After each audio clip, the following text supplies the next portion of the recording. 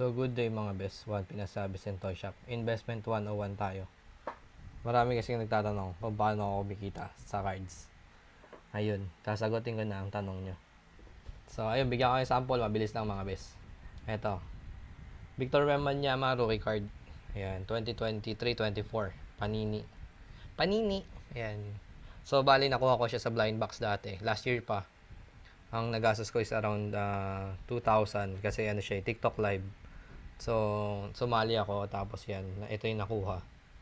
Then after that, pinag-grade ko kay PSA, sinubmit siya sa PSA California. Tapos bumalik siya, ibig sabihin authenticated na yung card. Yan, original yung card. Tapos ang lumabas na grade niya is Gem Mint 10. So, sa madaling salita, almost perfect yung card condition.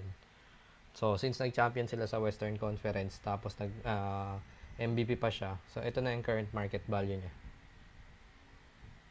123,000. 146.40. Sold June 1, 2026. So, ayun mga best.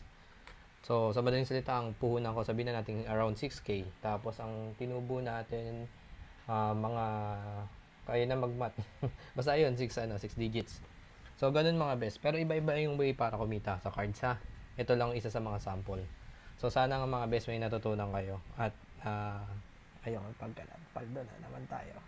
So, ayun mga best. Juan Pinasabi Toy Shop. Matsalab. Peace.